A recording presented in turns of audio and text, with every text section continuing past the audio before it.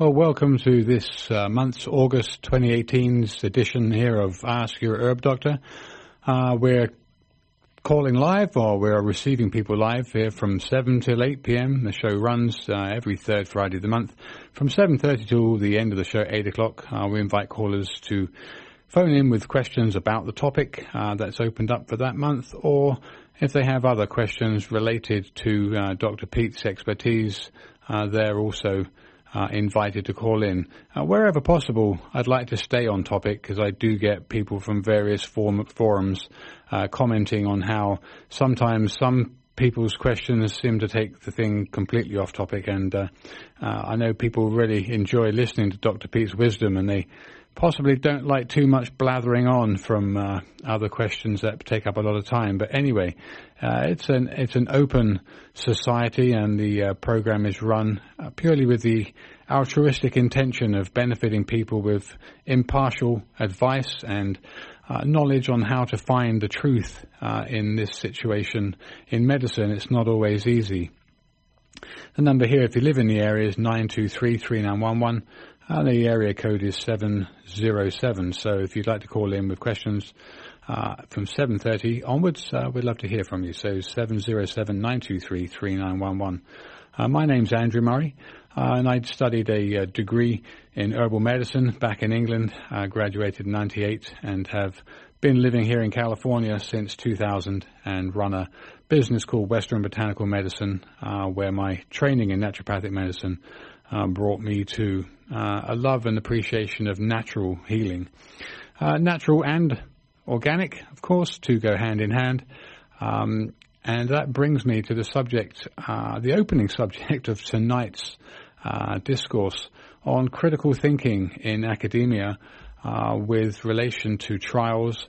But what I wanted to first open up with, and I will introduce Dr. Peat here in about 5 minutes once I've just finished through the opening statements of this show, related to the latest court ruling on glyphosate's implication and its cancer-causing effects that have been finally made public. So everyone knows Monsanto, probably, the big bad corporation, mega corporation, owning the seeds and patenting the seeds, owning plant material for the first time ever back in the 90s when they genetically modified various species of very lucrative world-consumed products like corn and soy, etc., to provide to and protect the starving third world, because it would provide these genetically modified plants that would do better in drought conditions and which they could heavily spray with their own branded herbicide called Roundup, of which the main ingredient was glyphosate. So I want to just open up by quoting an interdisciplinary toxicological paper published in 2013 about celiac disease, mentioning that celiac and the more common gluten intolerance being a growing problem worldwide, but especially in North America and Europe, where an estimated 5% of the population now suffers from it. Symptoms include nausea, diarrhea, skin rashes, macrocytic anemia, and depression. And it's a multifactorial disease associated with numerous nutritional deficiencies as well as reproductive issues, and increased risk to thyroid disease, kidney failure, and cancer. And they propose that glyphosate, the active ingredient in the herbicide Roundup, is the most important causal factor in this epidemic. Fish exposed to glyphosate develop digestive problems that are reminiscent of celiac disease, and celiac disease is associated with imbalances in gut bacteria that can be fully explained by the known effects of glyphosate on gut bacteria. Characteristics of celiac disease point to impairment in many cytochrome P450 enzymes, which are involved with detoxifying environmental toxins, and as well as activating vitamin D3, catabolizing vitamin A, and maintaining bile acid production and sulfate supplies to the gut. Glyphosate is known to inhibit cytochrome P450 enzymes, and deficiencies in iron, cobalt, molybdenum, copper, and other rare metals associated with celiac disease can be attributed to glyphosate's strong ability to chelate these elements. Deficiencies in tryptophan, tyrosine, methionine, and selenomethionine associated with celiac disease match glyphosate's known depletion of these amino acids. And celiac disease patients have an increased risk to non-Hodgkin's lymphoma, which has also been implicated in glyphosate exposure. Reproductive issues associated with celiac disease, such as infertility, miscarriages and birth defects, can also be explained by glyphosate. And glyphosate residues in wheat and other crops are likely increasing recently due to the growing practice of crop desiccation just prior to the harvest. We argue that the practice of ripening sugarcane with glyphosate may explain the recent surge in kidney failure among agricultural workers in Central America, as written by the authors of this paper in, as I said, the Interdisciplinary Toxicological Report published in December 2013. And a second source stated, analyzing samples from a 2017 prospective study, University of California, San Diego School of Medicine, they found that human exposure to glyphosate, a chemical widely found in weed killers, has increased approximately 500% since the introduction of genetically modified crops like Monsanto's Roundup Ready corn and other terminator, quote-unquote, terminator species like soy, canola, alfalfa, cotton, and sorghum. The term terminator refers not to the movie by Schwarzenegger, but to the fact that these Roundup Ready varieties are sterile, and so farmers are locked into purchasing the latest seed source from Monsanto holding companies instead of breeding their own. And the FDA only recently started testing for glyphosate. This is interesting. A chemical that has been used for over 40 years in food production, which in and of itself is cause for suspicion. And it has only been on the California Prop 65 list since 2015. But it has drawn attention to itself over several decades from plaintiffs whose occupation involved the regular administration of the chemical. And separately, FDA chemist Narong Chamkasam found over-the-tolerance levels of glyphosate in corn detected at 6.5 parts per million, and an FDA email states the legal limit is 5 parts per million. An illegal level would normally be reported to the EPA, but an FDA supervisor wrote to an EPA official that the corn was not considered an official sample. Chamkasam found glyphosate in numerous samples of honey. Chamkasam also found glyphosate in oatmeal products. The FDA temporarily suspended testing after those findings, and Chamkasam's lab was reassigned to other programs. So how does science become corrupt, and how can we protect ourselves from corrupt science? So we're very pleased to have Dr. Peat with us here on the show. Dr. Peat, you there? Yes. Hi. Okay, well, thanks so much for joining again. And for those people who perhaps have not heard of you or heard of your background to speak on these subjects, would you mind giving people an update on your previous history, your academic and research background? My biology study was, academically at least, was at the University of Oregon, 1968 to 72. Biology and biochemistry, especially reproductive physiology. Since then, I've been just continuing to study primarily with interest in nerve biology, reproductive physiology, and especially aging and how it relates to energy production. Okay, so I know in the past we've mentioned this, some of your confrontations, as it were, within academia, and you've worked closely within the university institutions and you've got first-hand knowledge of the chain of corruption. Would you describe your experience in detail, this chain of corruption's command base and its strategy, and how this begins at the academic level and travels all the way through to final product and the ideology behind it? Long before I went to the university, I had been interested in many biological fields, especially radiation poisoning from the various sources, especially atomic bomb testing in the atmosphere. And as I got interested in the late 40s and all through the 50s in reading about what was available before the atomic bomb took over the field, and then after the government and its Atomic Energy Commission began controlling the publication, I saw that anyone basically after sometime in the 1950s, anyone who was working in biology or radiation physics who told the truth had a big campaign organized against the person. One of the first researchers who studied the harmful effects of radiation and got it into the media found that X-raying pregnant women caused the fetus to be genetically injured in a way that increased the rate of cancer in children. And it took about 10 years for that to be somewhat recognized and decreased the radiation exposure of pregnant women.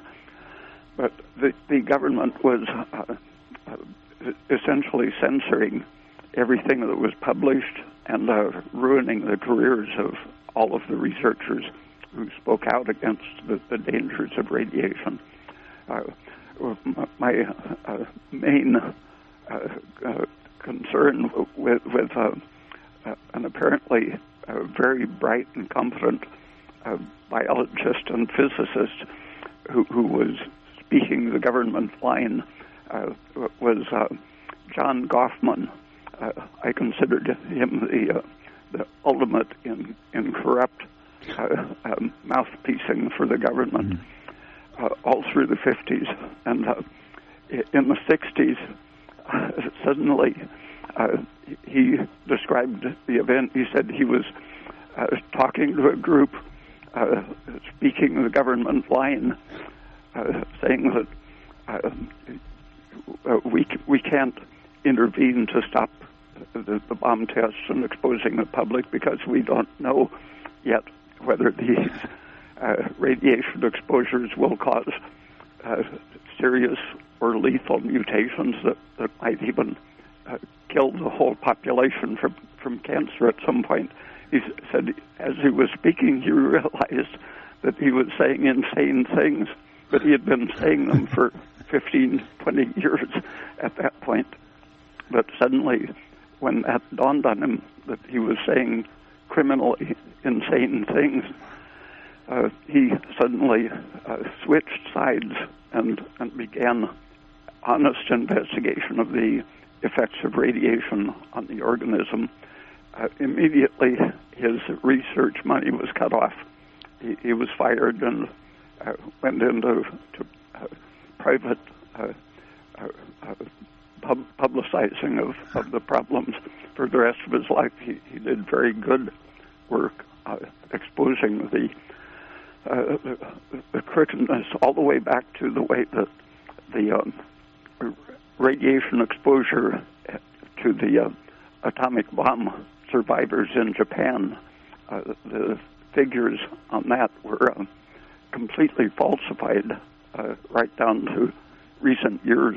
The fake data has been put into the journals prominently.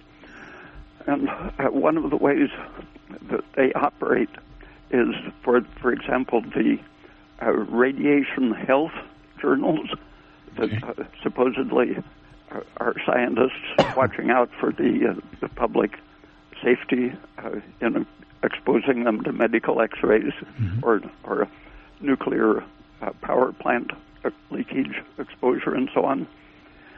These journals, all of them that I have known of, were basically owned by the nuclear industry. Right. The public health organizations that are concerned with protecting the public, these are agencies of the industry. Government, nuclear industry work together to control the publication of safety information.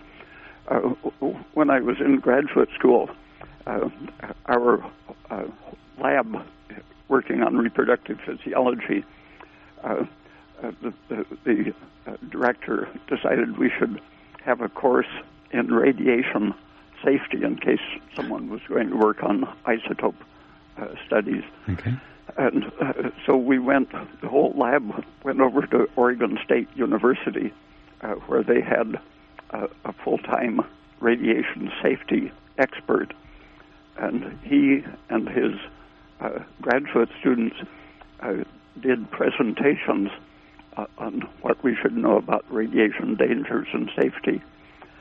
And I have never seen a university operate at such a low level as that radiation lab did at the state university.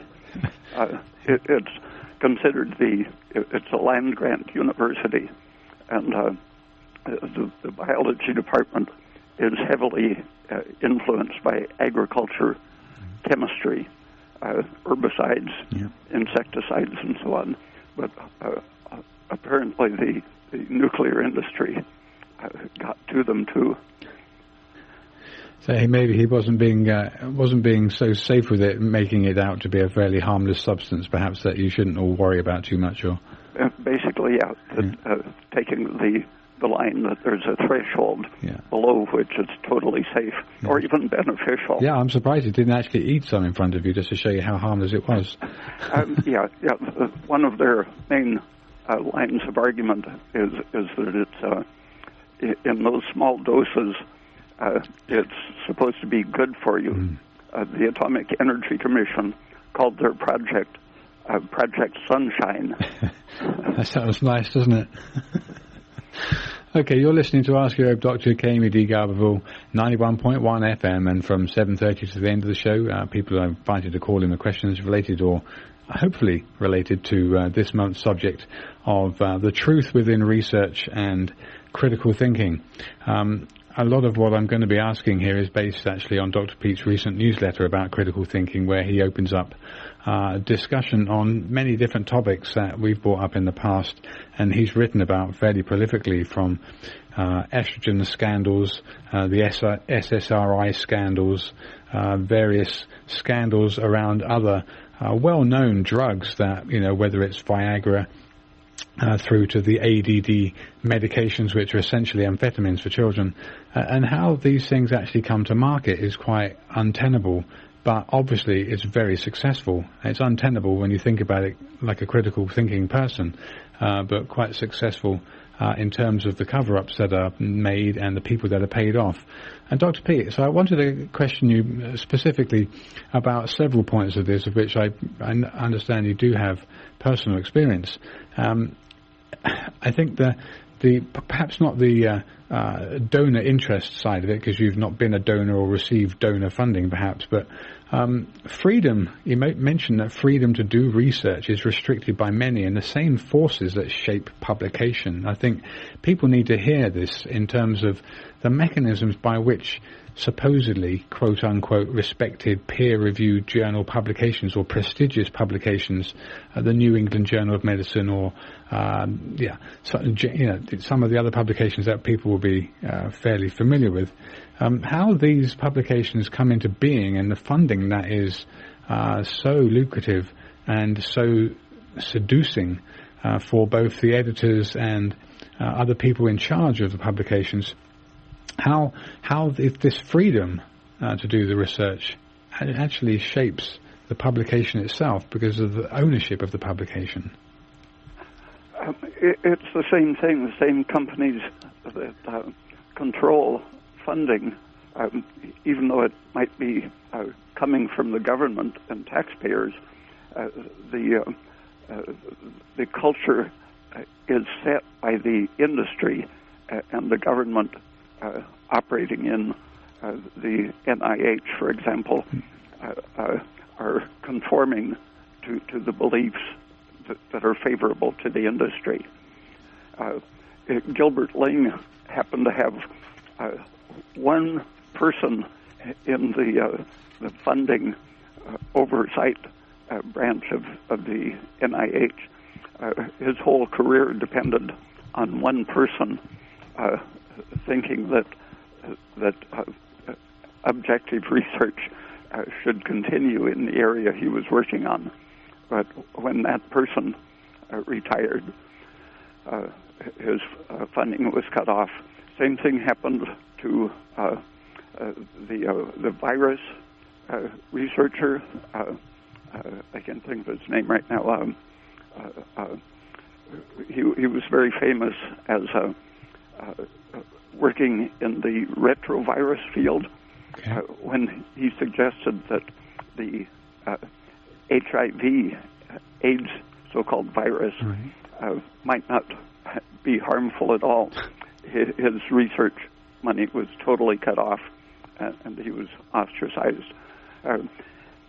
Even in something as safe-seeming as astronomy, a famous astronomer named Halton Arp was doing various studies of galaxies, and he happened to photograph some galaxies that were obviously continuous. There was a band of matter between separate galaxies that there were no breaks in the line, but one galaxy showed a very different redshift from the other galaxy, and you can't have a single object connected by a band of matter, one end of it going at a vast speed away from the other one. He found several of those connected galaxies with very different redshifts, which essentially proved that the idea that the redshift indicates acceleration away from the viewer, that concept must be wrong, because single objects had different redshifts. So they cut off his access to the telescopes so that he couldn't ever use them again. He had to leave the country if he wanted to use a telescope again. You also mentioned things like these wars, quote unquote, on various lucrative diseases. Like you mentioned the war. We've heard about the war on terror and how that's been a complete failure, and the war on cancer, another complete failure. So these are basically brought to the front as a battle cry for funding, being a war, but they never objectively result in too much success. I can think of a number of conditions or diseases for which there's been a long time of potential time to find a cure, but which nothing really has been found, and which there is still seemingly endless supply of funding to promote research into its discovery, into the cure.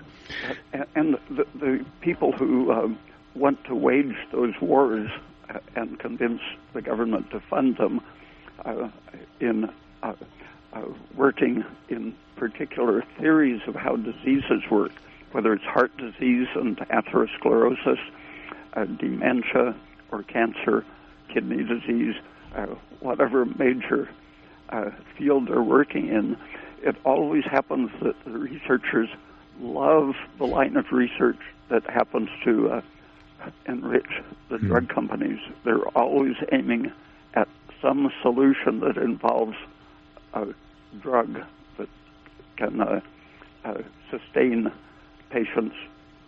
Definitely, they don't want to cure the patients at a low price. They want to develop drugs to just keep them going. Keep the customers buying. Yeah, and then also the other quote here for what I know you've said is completely erroneous science, and again I'm going to want to bring out a little later on that the information's been there and was being followed 6 or 7 decades ago, but was buried when corporations began to exert their financial clout. You mentioned the tumor-specific chemotherapy, the kind of tailor-made, personalized tumor-specific chemotherapy for particular cancers, and how you said that's completely ridiculous to think of it mechanistically like that, because it just does not make any scientific sense.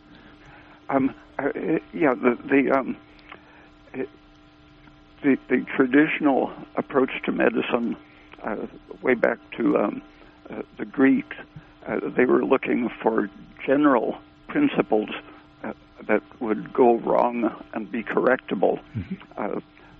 And their approaches, diet or exercise or herbs or particular drugs, these were designed to adjust the person's constitution and make their physiology go in a healthy direction rather than a sick direction. That is still scientifically valid. It's really the only practical solution to all of these major degenerative chronic diseases, figuring out what it is as a general problem that causes basically everyone to go down one or more of these degenerative pathways. But that, although it's the primary scientific problem in biology, that is constantly being attacked as unscientific.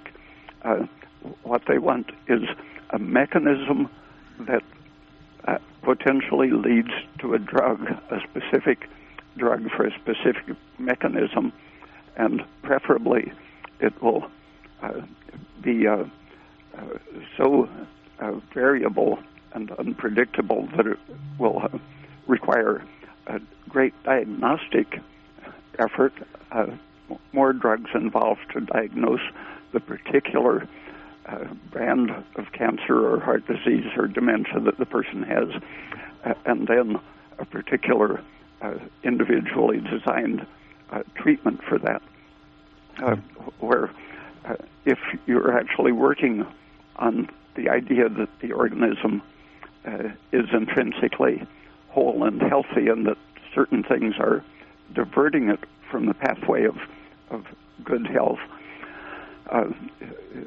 that is where biological generality should be the basis of scientific thinking. But that competes, and so it's considered pre-scientific or unscientific if you try to look at the organism as a whole and something that can be supported to make it either not get the disease or spontaneously recover from the disease. Okay, let's hold it there for a moment, Dr. Peat. It is 7:30, and so from now until the end of the show at 8 o'clock, people that have tuned in are invited to call in with questions, hopefully related to the discourse we're having about the quote-unquote meaningful research that's done and the studies' outcomes and how they are skewed and corrupted often, but how we can find good information that is objective. And I know we have a caller on the line, so let's take this first caller. Caller, where are you from and what's your question? My name's John from Buffalo. Okay, John, what's your question? I actually was listening to a previous broadcast on endotoxins and remembering Dr. Peat talking about the incredible falsified research relating to fish oils and the seed oils back in the 50s or 40s. And that particular show spoke about endotoxins in detail, and I was trying to ask a question actually about digestion, for particularly as you age, get over 50. Even if you eat like cooked vegetables, highly cooked, I know you've mentioned that's okay, or cooked meat, and then everything else dairy, which supposedly is easy to digest, my understanding is that enzymes from the foods, which are typically designed to digest them, are destroyed by cooking. So if your HCl or your digestive enzymes in the body are missing, it seems like no matter what you do, you're going to be more exposed as you age to endotoxins. I was just wondering what your view is on taking digestive enzymes or HCl or pepsin or pancreatic enzymes, and how would you know which ones to take to try to optimize digestion, which would thereby reduce or minimize the endotoxin exposure that is so prevalent, particularly with age. Yeah. So, Dr. Peat, how would you detail I won't say diagnose, but how would you know that somebody was having digestive disturbance, or how would they describe that to you in such a way as may make you feel they are compromised somewhat? And what's your view on digestive enzymes as a solution? First, two problems with products. The pancreatic enzymes are very much like our own enzymes and can be very effective for someone who is deficient in enzymes. And stress and aging often slow down the digestive process, and so they can benefit from using pancreatic enzymes. However, they're made from raw animal tissue. You can't get the enzymes out without sterilizing it.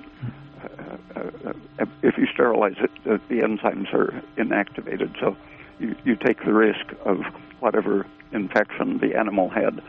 And there are a couple plant enzymes, papain and bromelain, which I think are pretty safe, but they only digest proteins. Right.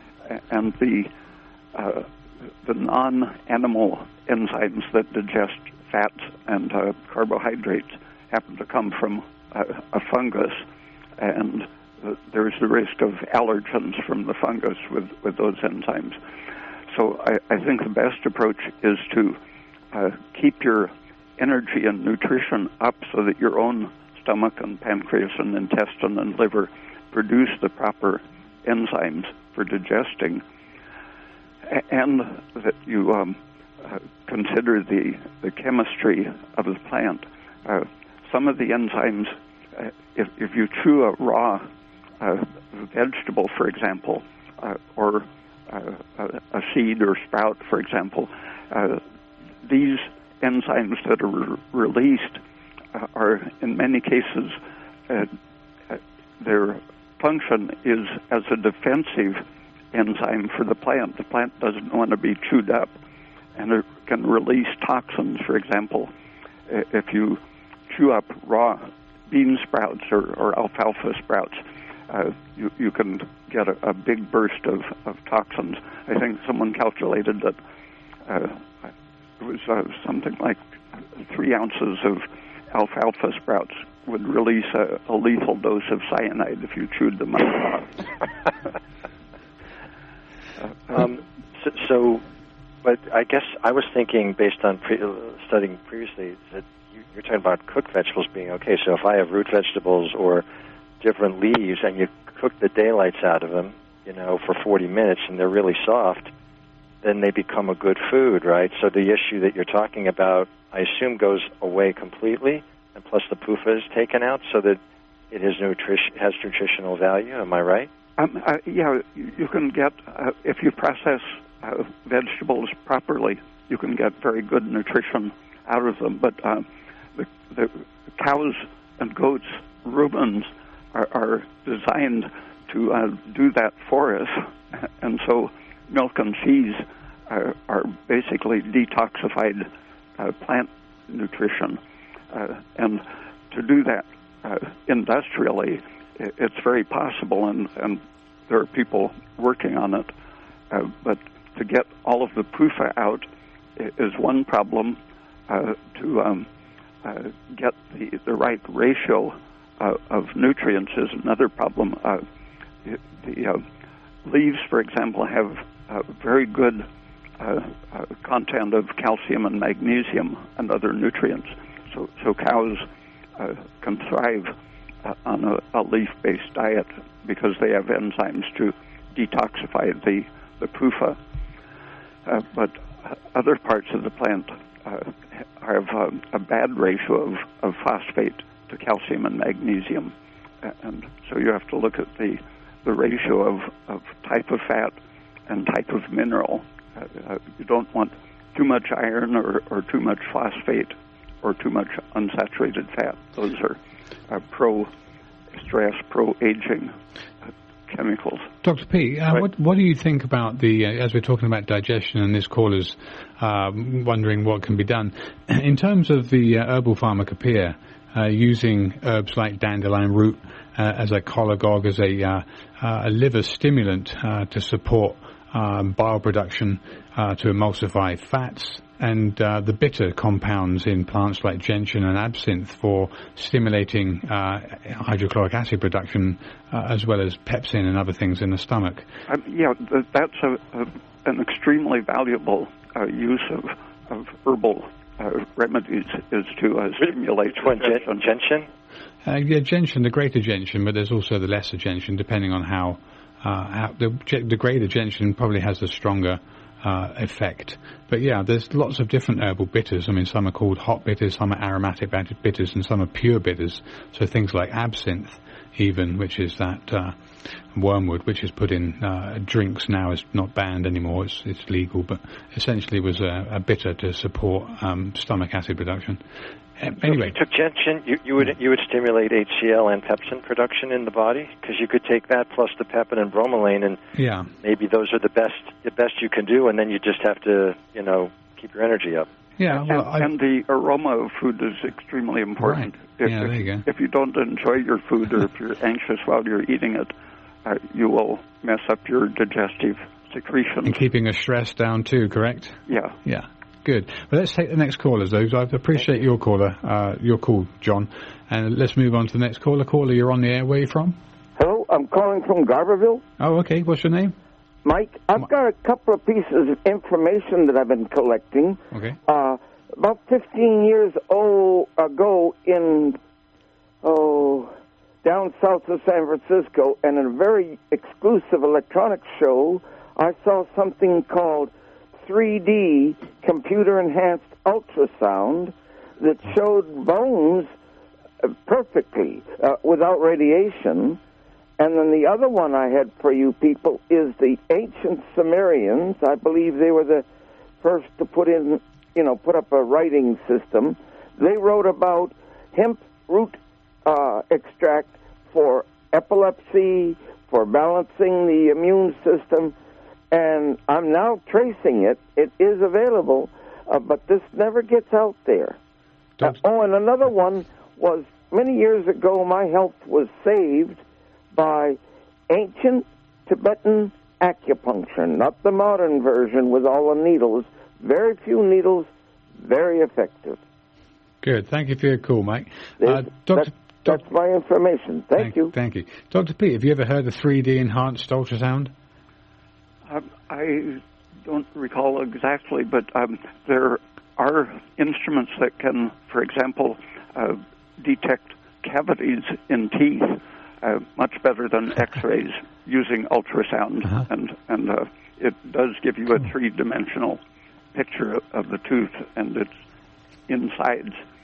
And a company in Washington announced that they were coming out with a technology, but something has come up, and they say it won't be available for a few years anyway. Okay, let's take the next caller.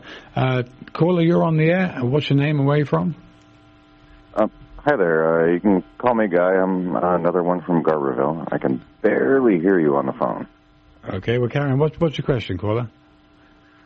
You mentioned glyphosate earlier in your talk. I wanted to talk specifically about that. I've had some recent unfortunate exposure due to an employment that I had of some pretty highly concentrated stuff. And once exposed, what would you recommend to possibly prevent any prolonged effects from the exposure? Yeah, I'm not too sure of its toxicology. Apparently, when you look at the monograph for glyphosate, it seems, quote unquote, readily excreted and rapidly excreted.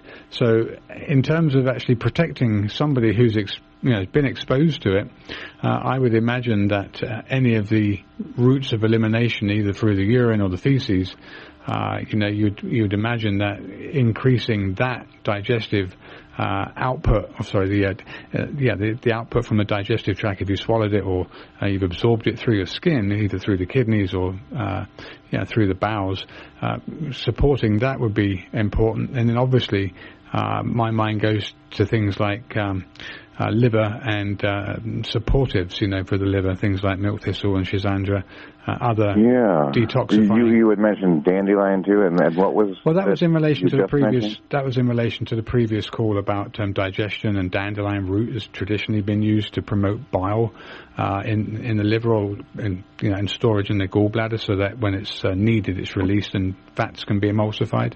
So that's dandelion. Okay, so that's not necessarily applicable. Not really. No, I would imagine more speeding up the process of elimination by supporting the gut and the urinary output.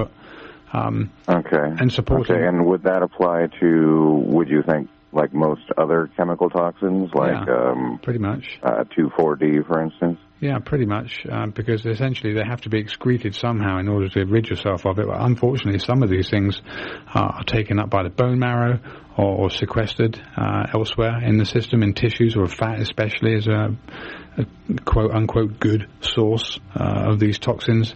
And we mentioned in the past things like the polyunsaturates are readily taken up by the fat cells and released later on to cause the damage. But Dr. Peat, do you have any... how would you want to go about it, perhaps, if you knew somebody had been exposed to high levels of a toxin like this? What would your approach to elimination be? A lot of the insecticides and herbicides are oil-soluble, such as 2,4-D. Mm-hmm. Sure. But glyphosate, luckily, is water-soluble. But it comes in the products, Roundup and Touchdown, I think they're... Brushmaster, and what if you mix 2,4-D with diesel fuel?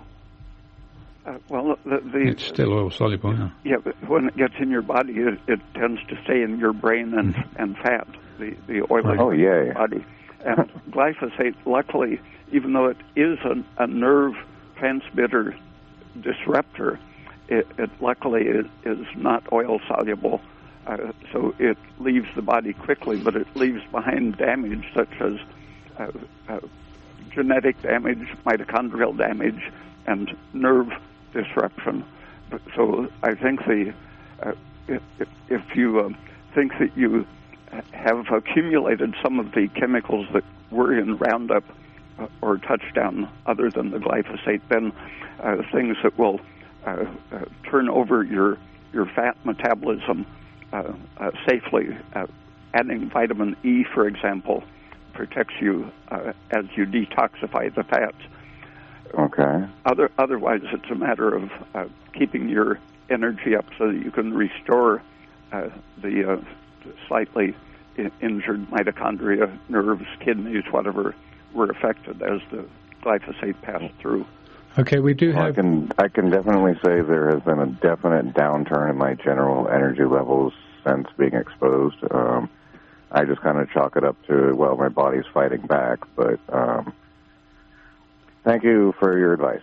Yeah, you're welcome. Vitamin E, thyroid, aspirin, and some of the protective steroids like pregnenolone and DHEA and progesterone can protect against many of those environmental oil-soluble toxins. Okay, good. We've got two more callers who want to pose questions to you, Dr. Peat. So, and Dr. Peat, would you get a little closer to the microphone? I've been told by the engineer that your voice is very quiet and you've been turned right up to max. So let's take this next caller. Where are you from and what's your name? Hi, my name is Alex and I'm calling from New Hampshire. Okay, Alex, what's your question?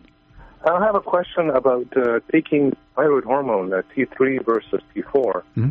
I've been taking about 60 micrograms of T3 spaced out every hour up in 6 microgram doses, and T4 in the evenings. I was wondering whether if I take too much T4, would some of that get turn into reverse T3 because there's T3 present in the bloodstream? Yeah. Or is that something I really shouldn't worry about? Because I haven't been able to get my body temperatures above about 97.5. Okay, so Dr. Peat, a person's taking 6 microgram doses, presumably 10 of them if he's using 60 micrograms a day, and he wants to know whether or not there's any issue with the T4 that he would take being turned into reverse T3, and he doesn't seem to have his body temperature responding the way it should do to thyroid hormone. It's possible. If you're under stress, for example, cortisol and adrenaline can shift the metabolism of T4 into reverse T3. But I would check your general nutrition, make sure you're having seafood about once a week, because selenium is the most crucial nutrient for making sure you're converting T4 as needed. Your brain and kidneys and skin, every tissue has the equipment for converting T4 to T3, but it needs selenium to do that. And then mushrooms are a good source of selenium. Do you have any others that? Yeah. Okay, so that was the answer. Thank you, caller. We have another caller on the line, so let's get this next caller in. Caller, where are you from and what's your question? Yes, hi. I'm from the local area. Dr. Peat, I was curious. I asked you about a year ago to look into the monk fruit sugar, and I will take my answer off the air. So what was the question? You're still asking about monk fruit sugar? Okay. So, Dr. P, have you heard anything about monk fruit sugar? Yes, I read about it. I don't remember exactly what it is, though. Okay. All right, well, no problem. If anybody else would like to call in between now and 5 to 8, you're welcome. The number here, 707-923-3911. Otherwise, we'll carry on with where we started in the beginning of the show. And so, Dr. P, I was going to say, again, you've explained the things like donor interests and how the wars on various lucrative diseases have failed us, and how the whole personalized tumor-specific chemotherapy is such a failure. I was going to ask you here that the whole, how it all happens, how does science come to the mainstream? We know it's all about advertising, we know it's all about generating revenue, and we know all about powerful interests that are certainly not going to do themselves a disservice by producing or printing damning trials that show no benefit or potential harm, and the entire Hippocratic Oath, which most doctors, or every doctor should take, and most doctors should thoroughly believe in, first, do no harm, should certainly be first and foremost in their minds. But obviously most doctors that are practicing want to help people, but don't have the time to look into the science behind the things that they're prescribing. And as the medical schools are indoctrinated by drug reps and the money that comes from supporting these drugs in terms of private sponsorships or gifts, quote unquote, to various professors in medical schools, for example, all of this becomes very easily corrupted. And I wanted to mention the open access movement as being a alternative to this donor-funded publication machine, which I think produces so much negative press, really, in terms of when it's uncovered from drugs that were supposedly designed to help people. Let me just ask first. I think I saw the lights flashing a couple of times, but I don't know if there are anybody else waiting for us. Engineer, do we have any callers? Does the engineer hear me? Okay, the engineer is looking down into space as though he can't hear anything. Anyway, Dr. Peat, the open access movement, do you know much about that? And do you think it's a valid institution? Because I did find an article by Jeffrey Beall writing in the American Association of University Professors stating that the advocates of open access tell only one side of the story and ignoring the exploitative practices and poor quality of many open access journals. What do you have much feedback or much to say about open access? Jeffrey Beall, made some good points about the possible corruption of the open access by simply turning it into sort of a personal advertising thing for researchers who aren't doing anything of special value but want to go on record as having publications for their university, for example, and so they pay a publisher to publish something, even though it's junk.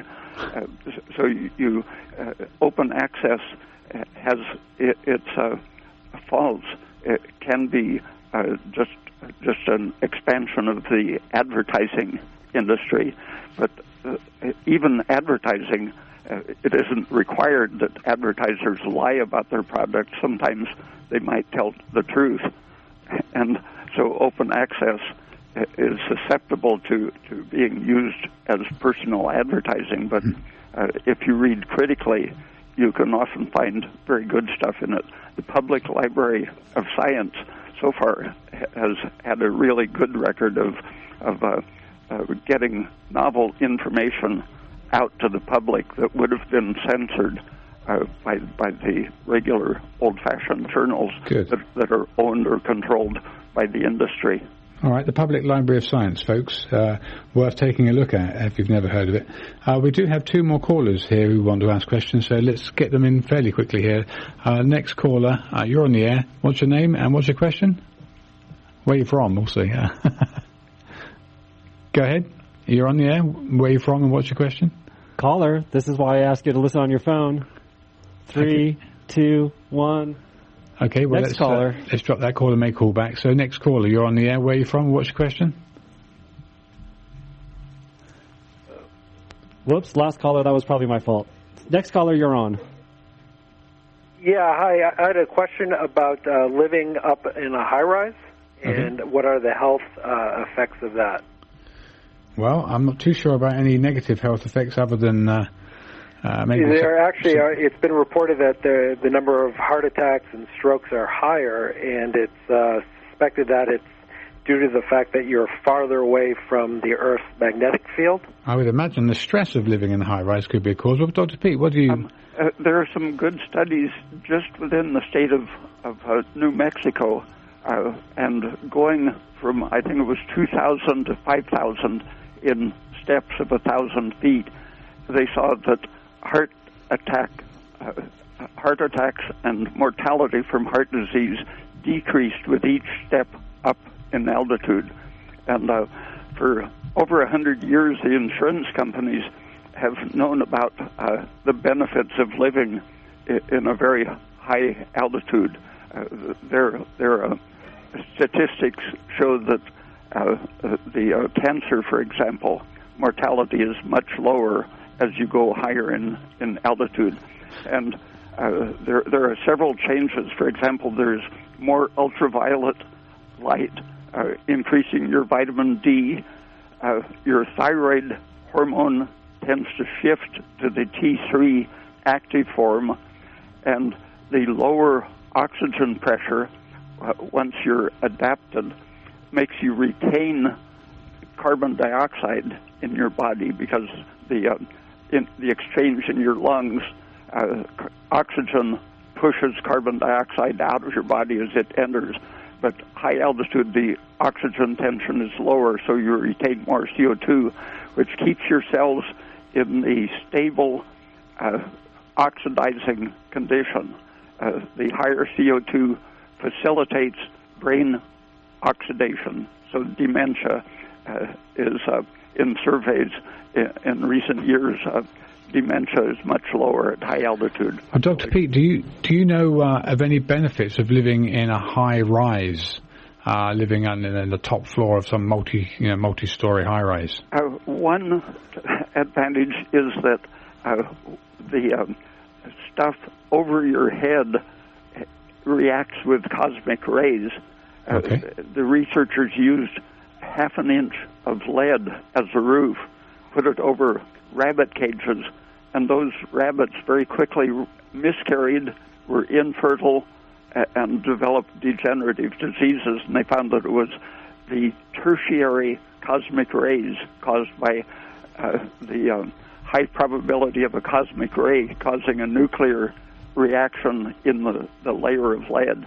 Because they were slowed down enough to stop within them, or not pass right through them, or one cosmic ray would produce a shower of intense secondary and tertiary radiation, which increase the toxicity the lower you are.